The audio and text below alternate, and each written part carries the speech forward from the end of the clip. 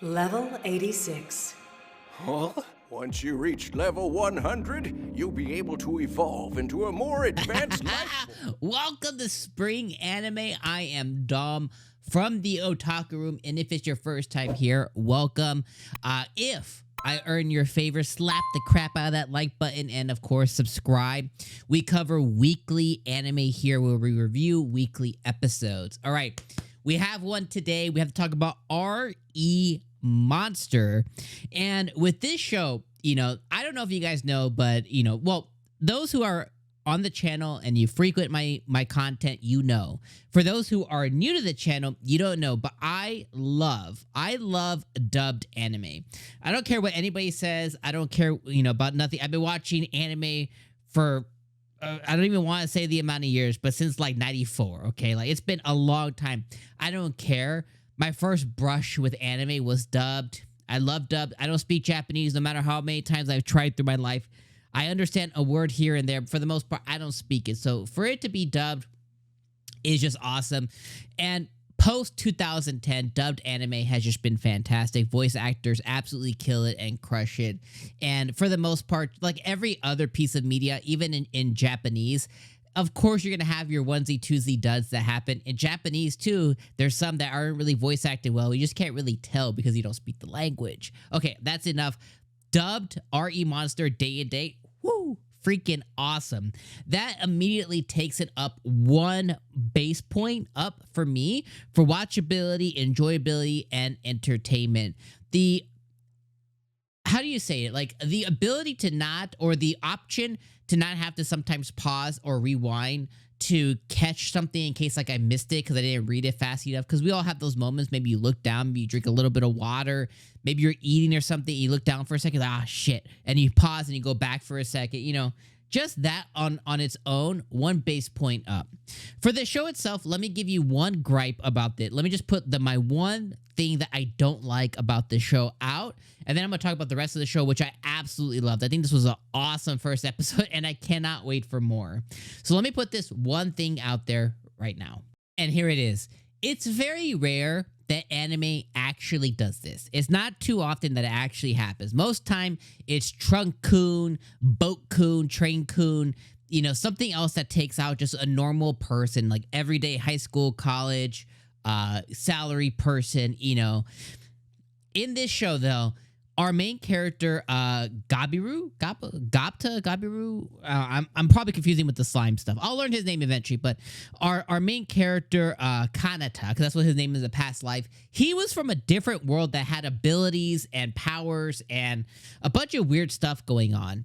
And he was an OP dude. He had the ability to absorb others' abilities. Like, this dude was OP.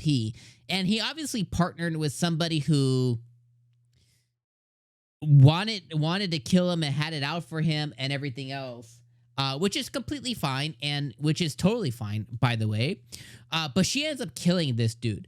And that's where my first gripe comes in. Is like, if he was all powerful, if he was OP, if he had absorption abilities, if he had XYZ, blah, blah, blah powers, like, how did he die so easily to this girl to where, like, she just completely massacred him? Like, how did this happen?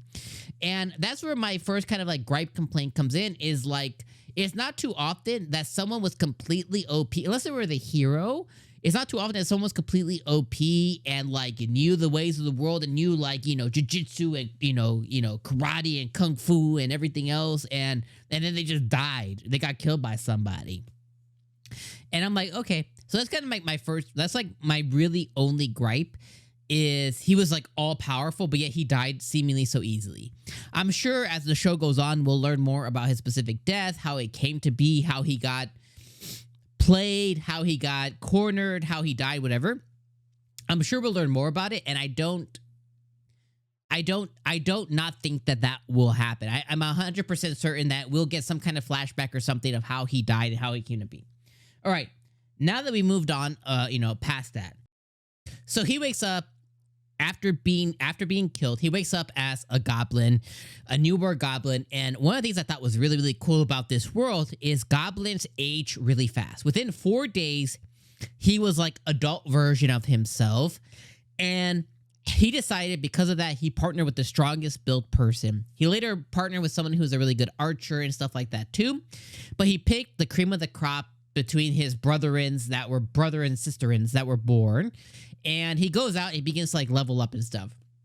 He soon discovers that from that old world, he has the absorption ability that continued on into his next life. So he uses that to his maximum, and he begins absorbing everything that he can with horned rabbits and later on like a wolf leader and stuff like that he learns. This causes him later on in the mid-episode to evolve into like an Oni or something. Basically, he looks kind of like he did in his past life, but he just has like a grayish skin now.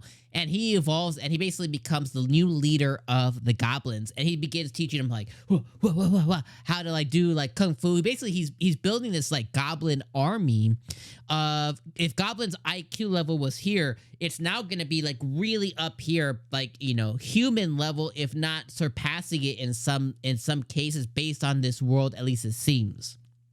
Also, speaking about humans, in the episode, it did confirm that we don't know what kind of magic, we don't know what kind of like, we don't really know much about the world yet, but it was confirmed that humans did live here. He found some slaves or some women who were being used in certain formats, human women, and he was able to set them free. Again, we didn't really cover too much of that story, but humans exist in this world. To what capacity, to what level the world is it ancient, is it magical, is it do they have is it sophisticated, is it modern, is it antiquated?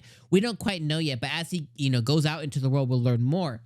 And that's kind of where I want to stop right there and say, hey, R.E. Hunter has a lot of things going for it. Not only is he like, this goblin archetype and now Oni and evolution abilities and stuff too, but it has a system, it has a level up system. It has he owns a system. So does his brother in. They're able to see their levels. They're able to have a path forward in evolution.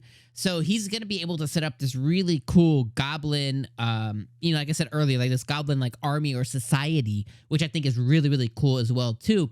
But then we're gonna get to, as he expands it out, trade, commerce, try and figure out more of the world as their leader. He's gonna expand out to the world, and that's where ReMonster is really piquing my interest quite a bit. So not only does it have it as dubbed, makes it easy to watch, but it's also really good, and it drives a lot of the ooh, I can see it going here, and ooh, I can see it going there, and I love the things that it's doing in episode 1 with the setup.